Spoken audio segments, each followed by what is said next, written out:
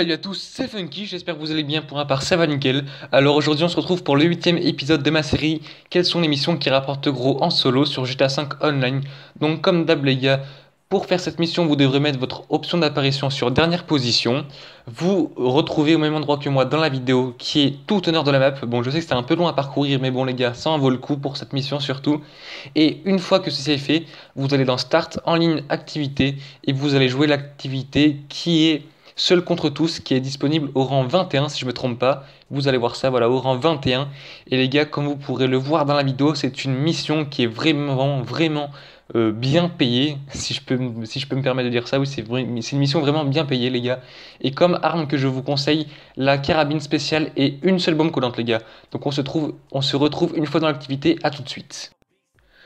Donc les gars, une fois dans la mission, donc je vous conseille de prendre votre véhicule personnel et de vous rendre au même endroit dans la vidéo. Donc c'est en retrait de la ferme. Donc une fois que vous êtes au même endroit que moi dans la vidéo, donc tout d'abord avant de vous expliquer ce qu'on va faire, je vais vous expliquer en quoi consiste la mission. Donc on doit secourir un contact de Martin, si je me trompe pas, voilà. C'est juste ça la mission, une mission un peu banale les gars, comme on peut le voir dans GTA, mais bon, elle rapporte plutôt bien et c'est ça qui nous intéresse le plus dans ce genre de mission et surtout dans la série.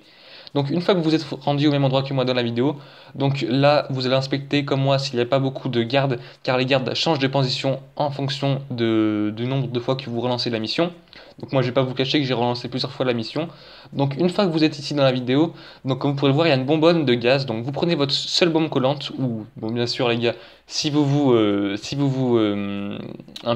ratez, je vous conseille d'en avoir plusieurs, mais bon vous en prenez quand même minimum une seule, et vous faites tout exploser. Et donc pourquoi on fait tout exploser? Donc comme vous pouvez le voir, tous les véhicules qui sont aux alentours donc sont détruits, donc bien sûr s'il y a des véhicules détruits, donc forcément il y a des victimes. Et donc là, une fois que vous êtes dans la grange, vous n'aurez pas besoin de votre véhicule personnel car le contact aura son véhicule personnel avec la porte ouverte. Donc comme il a le véhicule voilà, qui est quand même plutôt un véhicule potable, vous le prenez le véhicule et le contact va monter avec vous. Et après, donc chose très importante, vous suivez les rails tout au long de la vidéo. Et tout au long de la mission quoi.